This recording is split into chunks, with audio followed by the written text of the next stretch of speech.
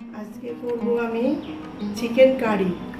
1 kilo chicken আমি ভালো করে ধুয়ে রেখেছি। চিকেন কারি রান্না করতে পেঁয়াজ কুচিয়ে নিয়েছি 250 গ্রাম, একটা টমেটো, এতে আদা, জিরে, লঙ্কা মানে কাঁচা লঙ্কা আর মরিচ একসাথে করে পেস্ট করে নিয়েছি। সঙ্গে লাগবে হলুদ আর রসুন বাটা। আগে থেকে কড়াইতে আমি সর্ষের তেল গরম করে রেখে দিয়েছি। এইবার এতে পেঁয়াজগুলো ঢেলে দেবো। পেঁয়াজগুলো ভেজে নেব ভালো করে।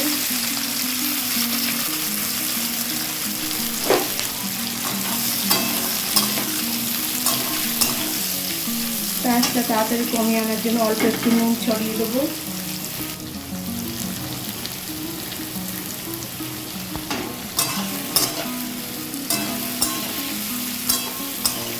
পেঁয়াজটা আমি বাদামি রঙের ভেজে নেব। একটা ভাজা হয়ে গেছে, এরকম বাদামি হয়ে গেছে। এইবার আমি তেজপাতা রসুনটা ভেজে এতে আর একটু তেল দেবো।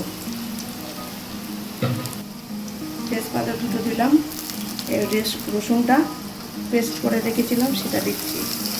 এবার এইটা ভালো করে ভেজে নেব। রসুন বাটাটা আর একটুখানি হবে।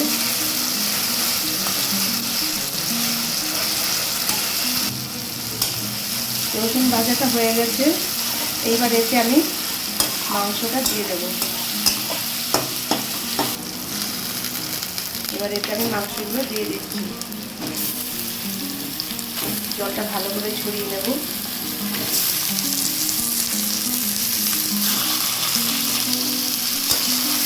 মাংসটা পেঁয়াজ রসুন ভাজার সঙ্গে ভালো করে ভেজে নেব।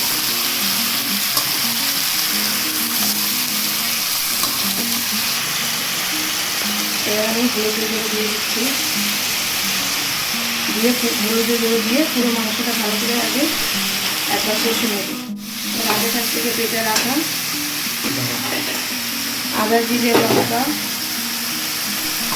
ধনে একসঙ্গে মিক্স করে রাখা সেটাকে দিলাম। দিয়ে মাংসটা ভালো করে নাড়তে থাকি।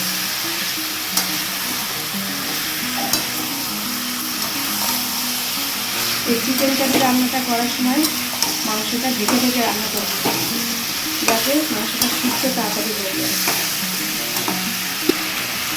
ঢাকনা দিয়ে দিলাম। এবার ঢাকনাটা খুলে একটু টমেটোটা দিয়ে দেবো। একটা টমেটো,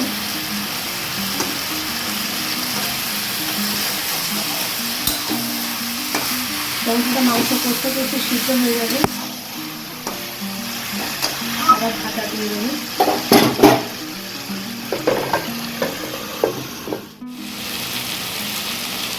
এবার এতে আমি 2 চামচ লবণ দিয়ে দেবো।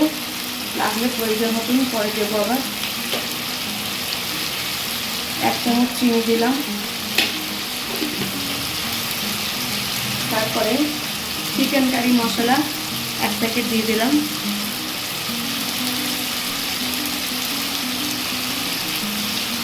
মাংসটা কালার হওয়ার জন্যে একটু রেড চিলি পাউডার দিয়ে দিলাম।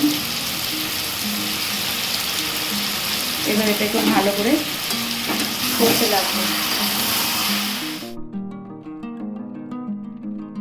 মাংসটা প্রায় কষা হয়ে গেছে, তেল ছেড়ে দিয়েছে। টমেটোগুলোকে আমি সব ঢেলে দিয়েছি, একটা আস্তে ছিল এটাও ঢেলে দিলাম। চিকেন কারি করার সময় খুব সামান্য একটু জল দেবে।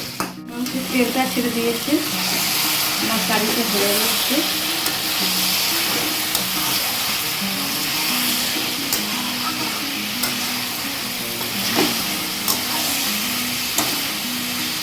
এবার এতে খুব সামান্য 1 বাটি জল দেবো, বেশি নয়।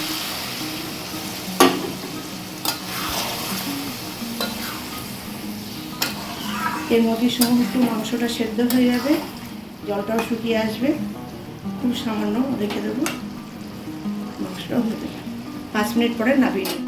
চিকেন কষাটা হয়ে গেছে, এবারে গরম মশলার গুঁড়োটা দিয়ে দেবো। এবার এটাকে 5 মিনিট পরে নামাবো। আমার রেডি, এবার এটাকে নামাবো।